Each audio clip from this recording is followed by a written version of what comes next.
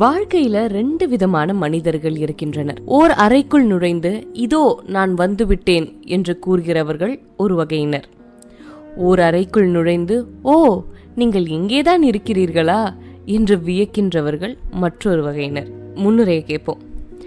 எவரிடமிருந்தும் நீங்கள் விரும்புவதை பெறுவது எப்படி? வாழ்க்கையில் எல்லாவற்றையும் பெற்றிருக்கின்ற வெற்றியாளர்களை கண்டு அது எப்படி அவர்களுக்கு சாத்தியமானது என்று நீங்கள் வியந்ததுண்டா?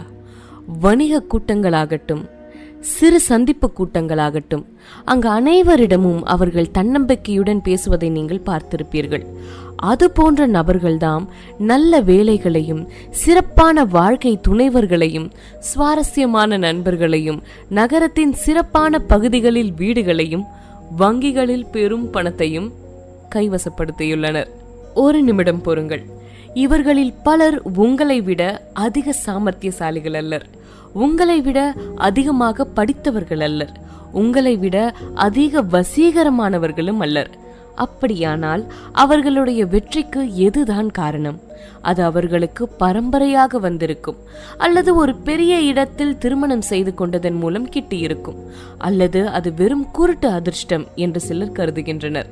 அப்படி கூறுபவர்களிடம் அது குறித்து மீண்டும் சிந்தித்து பார்க்கும்படி கேட்டுக்கொள்ளுங்கள். கூட்டி கழித்து பார்த்தால் தங்களுடைய சக மனிதர்களை எப்படி திறம்பட கையாள்வது என்பதை அறிந்து வைத்திருந்ததுதான் அந்த வெற்றியாளர்களின் சாதனைகளுக்கான காரணம். எவருமே தங்களுடைய தனி முயற்சியின் மூலம் மட்டுமே உச்சியை எட்டுவதில்லை. எல்லாவற்றையும் பெற்றிருக்கின்ற நபர்கள் தங்களுடைய தொழில் வாழ்க்கை ஏணியிலோ அல்லது சமுதாய ரீதியான ஏணியிலோ ஏறிக்கொண்டிருந்த போது அவர்களால் கவரப்பட்ட எண்ணற்ற மக்களின் உதவியால்தான் அவர்கள் அந்த உயர்ந்த நிலைகளை அடைந்தனர்.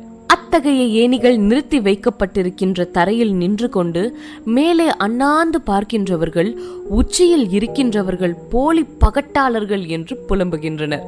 உயரத்தில் இருக்கின்ற ஆளுமைகள் இவர்களுக்கு தங்களுடைய நட்பையோ, அன்பையோ அல்லது தொழில் உதவியையோ வழங்காவிட்டால் அந்த நபர்கள் தங்களுடைய சிறிய தொடர்பு வட்டத்திற்கு மட்டும் உதவி கொண்டு மற்றவர்களை கண்டு கொள்ளாமல் விட்டுவிடுகின்ற சுயநலவாதிகள் என்று அவர்கள் மீது இவர்கள் குற்றம் சாட்டுகின்றனர். தாங்கள் மேலே வருவதை தடுப்பதற்கு பார்வைக்கு தெரியாத ஒரு கண்ணாடி கூரையை அவர்கள் உருவாக்கி இருப்பதாகவும் கூட சிலர் அவர்களை விமர்சிக்கின்றனர்.